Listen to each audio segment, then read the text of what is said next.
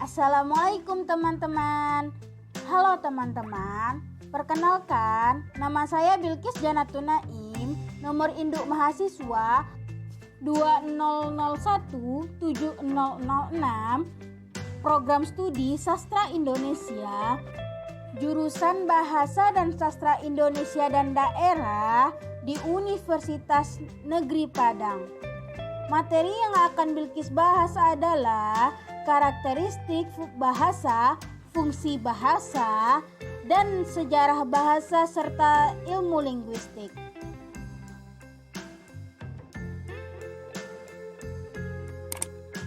Dalam kehidupan sehari-hari, manusia pasti akan berkomunikasi. Untuk berkomunikasi, manusia akan menggunakan bahasa. Bahasa dapat dilihat secara lisan dan tulisan. Bahasa secara lisan seperti berbicara, menggunakan mulut, dan mengeluarkan bunyi atau suara yang dimengerti oleh orang lain. Bahasa secara tulisan seperti menulis di atas kertas, kanvas, batu, daun, dan benda lainnya. Baiklah teman-teman, marilah kita mulai pembahasan kita kali ini mengenai karakteristik bahasa. Bahasa adalah sebuah sistem berupa bunyi bersifat arbitrer, produktif, dinamis, beragam, dan manusiawi. Berikut ini adalah penjelasannya. 1. Bahasa bersifat arbitrer. Artinya, hubungan antara lambang dengan yang dilambangkan tidak bersifat wajib, bisa berubah, dan tidak dapat dijelaskan mengapa lambang tersebut mengonsepi makna tertentu. Contoh lambang gajah melambangkan sejenis binatang berkaki 4, berbadan besar, memiliki belalai dan gading, serta telinga yang lebar. Kita tidak dapat menjelaskan mengapa hewan itu dinamakan gajah, mengapa tidak gujah atau gojah. Hal ini menunjukkan bahwa bahasa itu bersifat arbitrer tergantung penutur atau pengguna bahasanya. Artinya, setiap penutur suatu bahasa akan mematuhi hubungan antara lambang dengan yang dilambangkan.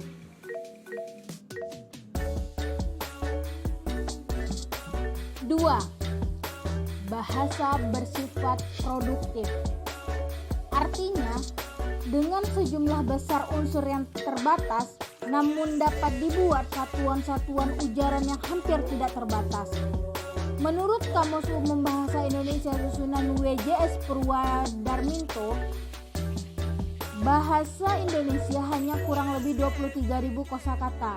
Tetapi dengan 23.000 kosakata tersebut dapat dibuat jutaan kalimat yang tidak terbatas. Contoh kosakata surya. Lihatlah sang surya sudah menampakkan dirinya. Contoh lain yang menggunakan kosakata yang sama. Listrik ini dihasilkan dengan mesin bertenaga surya. 3. Bahasa bersifat dinamis. Artinya bahwa bahasa tidak lepas dari berbagai kemungkinan perubahan sewaktu-waktu dapat terjadi. Titik perubahan itu dapat terjadi pada tataran apa saja, baik fisiologis, morfologis, sintaktis, semantik, dan leksikon. Pada setiap waktu mungkin saja terdapat kosakata yang baru yang muncul, tetapi juga ada kosakata lama yang tidak tenggelam atau tidak digunakan kembali.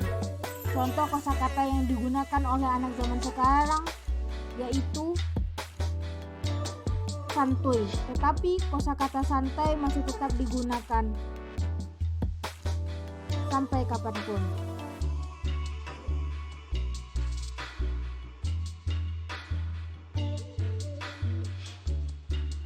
4. Bahasa bersifat beragam.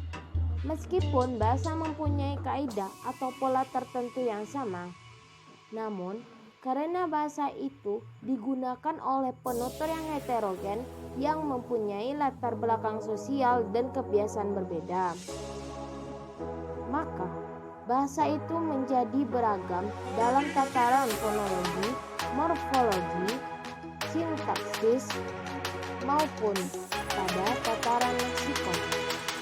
Contoh, bahasa Jawa yang digunakan di Surabaya berbeda dengan bahasa yang digunakan di Yogyakarta. Bahasa Arab yang digunakan di Mesir berbeda dengan bahasa Arab yang digunakan di Arab Saudi. 5. Bahasa bersifat manusiawi. Bahasa sebagai alat komunikasi verbal hanya dimiliki manusia. Hewan tidak memiliki bahasa.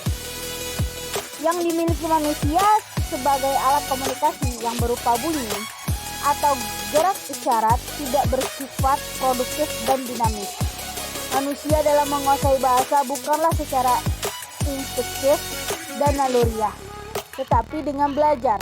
Hewan tidak mampu untuk mempelajari bahasa manusia. Oleh karena itu, dikatakan bahwa bahasa itu bersifat manusiawi. Contoh, manusia dapat menggunakan bahasa jika ia belajar dari sewaktu kecil. Jika ia tidak belajar untuk mengucapkan bahasa, maka ia tidak mengenal bahasa.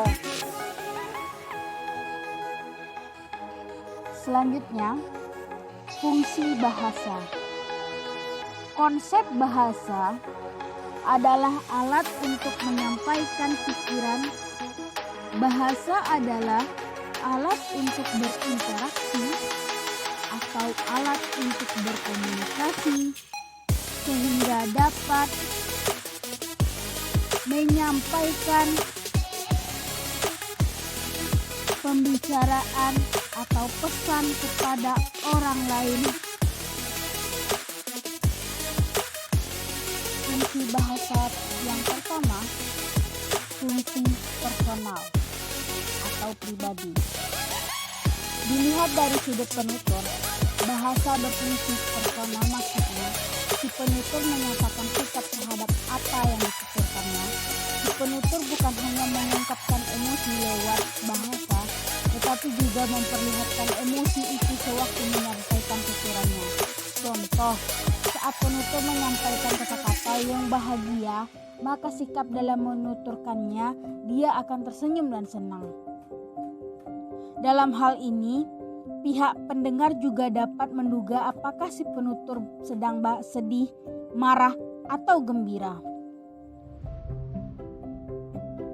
Fungsi bahasa yang kedua adalah fungsi direktif. Dilihat dari sudut pendengar atau lawan bicara, bahasa fungsi direktif yaitu mengatur tingkah laku pendengar.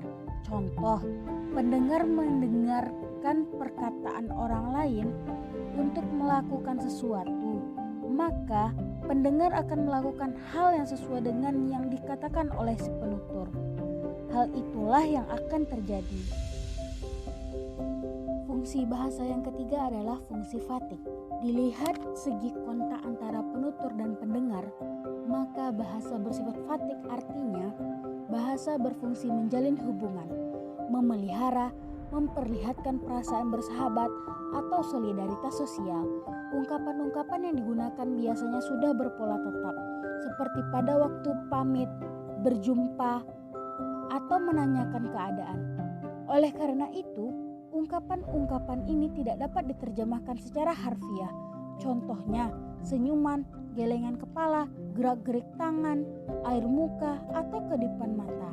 Ungkapan-ungkapan tersebut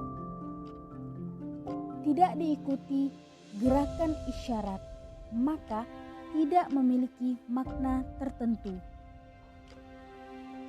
Fungsi bahasa yang keempat, fungsi referensial. Dilihat dari topik ujaran bahasa berfungsi referensial, yaitu berfungsi untuk membicarakan objek atau peristiwa yang di dalamnya ada budaya pada umumnya.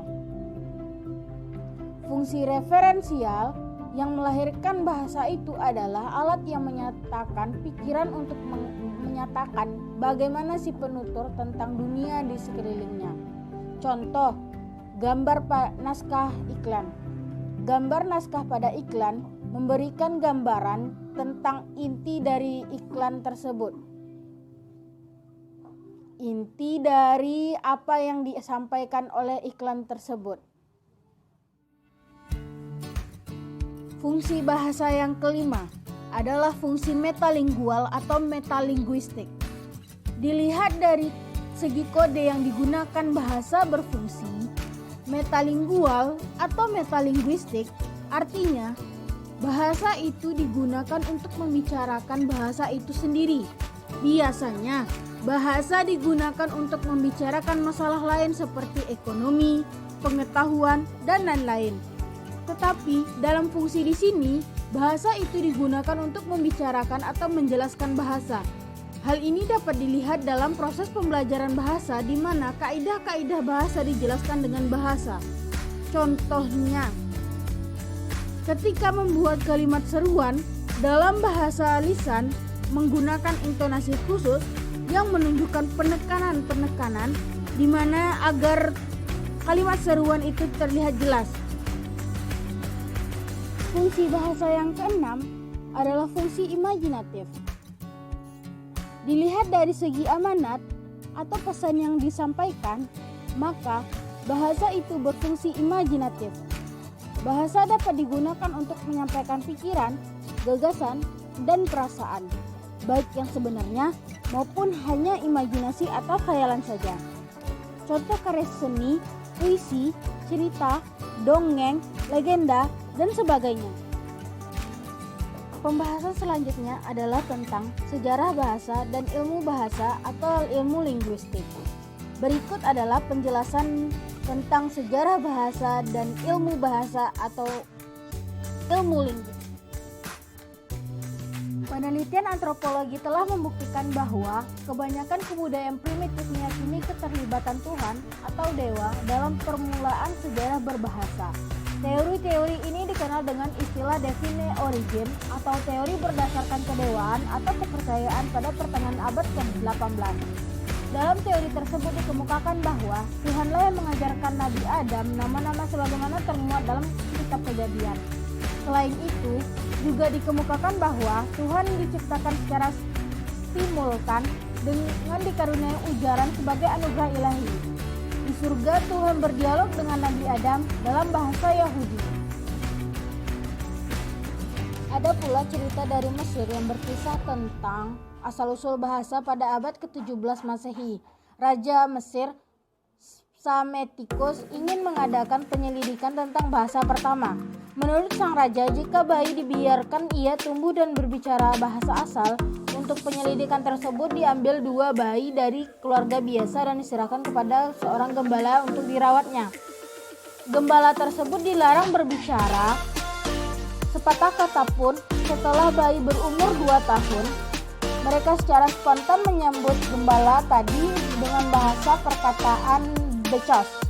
Kata inilah yang akhirnya diputuskan oleh Psammetichus adalah bahasa manusia pertama. Becos berarti roti dalam bahasa Piriagia. Sejarah linguistik dimulai dari linguistik tradisional. Pada tataran bahasa tradisional ini, tidak dikenal adanya perbedaan antara bahasa ujaran dengan bahasa tulisan. Bahasa yang disusun, tata bahasanya dideskripsikan dengan mengambil patokan-patokan dari bahasa lain, terutama bahasa Latin. Persoalan kebahasaan seringkali dideskripsikan dengan melibatkan logika. Penemuan-penemuan atau kaidah-kaidah terdahulu cenderung untuk selalu dipertahankan. Para ahli antropologi menyoroti asal-usul bahasa dengan cara menghubungkan dengan perkembangan manusia itu sendiri. Dari sudut pandang para antropologi disimpulkan bahwa manusia dan bahasa berkembang bersama.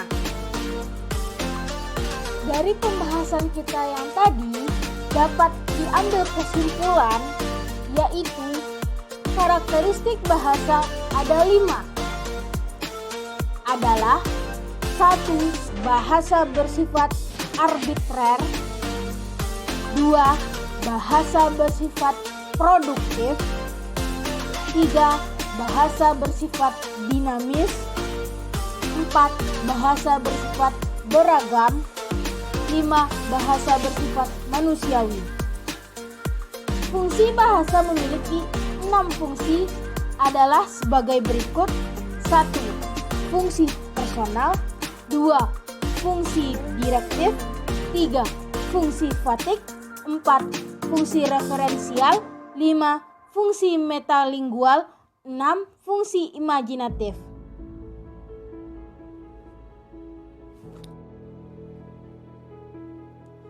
Pembicaraan tentang asal-usul bahasa dapat dibedakan menjadi 2 pendekatan, yaitu pendekatan modern dan tradisional. Para ahli dari beberapa disiplin ilmu masing-masing mengemukakan pandangannya dengan berbagai argumentasi. Diskusi tentang hal ini hingga sekarang belum menemukan kesepakatan pasti akan asal-usul bahasa yang sebenarnya. Oleh karena itu, kita mendengarkan pendapat para ahli terlebih dahulu. Janganlah mengambil keputusan yang tidak dapat dipertanggungjawabkan.